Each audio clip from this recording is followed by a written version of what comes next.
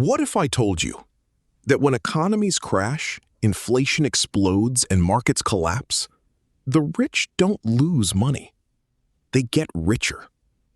While the middle class panics and the poor struggle to survive, the top 1% quietly shift their wealth through layers of protection most people don't even know exist. And here's the uncomfortable truth. It's not luck. It's not timing. It's a system. Today, we're breaking down the 8 levels of wealth protection used by the elite, starting from what you already know and ending with the level that almost nobody talks about.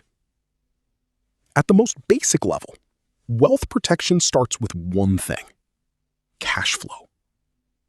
The average person relies on a job, one income source, one dependency. The 1%? They build multiple income streams, businesses, assets, royalties. So even if one stream collapses, the others keep flowing. Because in a crisis, the goal isn't just saving money, it's controlling where money comes from. When currencies lose value, real assets don't. The wealthy move money into things like real estate, land, commodities, because these are things you can touch, use, and control. While paper money inflates, assets like property often rise with it. So instead of watching their money lose value, they anchor it in something real. Here's where it gets interesting. The 1% don't just diversify assets, they diversify locations. They don't keep everything in one country. Because if one economy collapses or one government changes the rules, they're already protected somewhere else. Bank accounts, investments, properties spread across multiple countries. Because to them, risk isn't local, it's global. Most people have a savings account. The wealthy have systems: private banking, offshore accounts, multi-currency reserves. They don't leave money sitting in one place where it can be taxed, frozen, or devalued. Instead, they structure their wealth so it's hard to access, hard to track, and hard to lose. Because protection isn't just about growth, it's about defense. When inflation hits, most people suffer. Prices go up, savings shrink. But the wealthy? They position themselves in assets that benefit from inflation. Think stocks in strong sectors, gold and commodities, businesses that can raise prices. So while inflation eats away at everyone else, it actually feeds their portfolio. This level changes everything. The 1% don't react to the market, they anticipate it.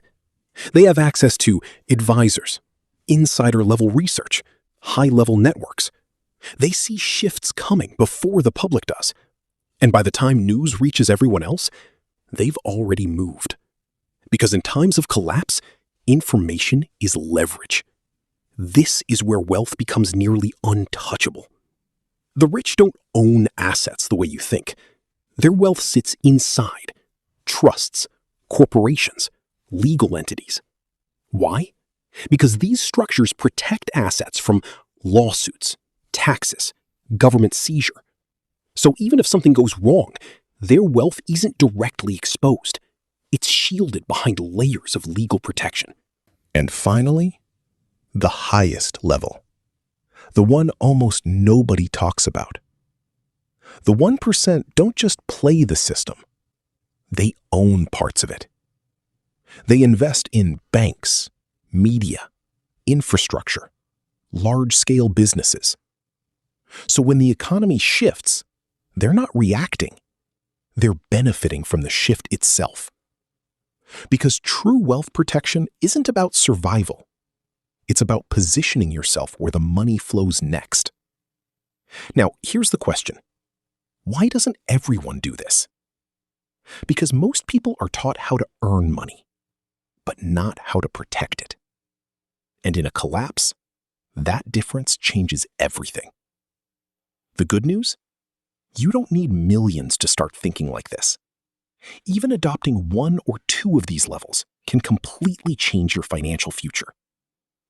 If you found this valuable, hit like, subscribe, And tell me in the comments, which level shocked you the most?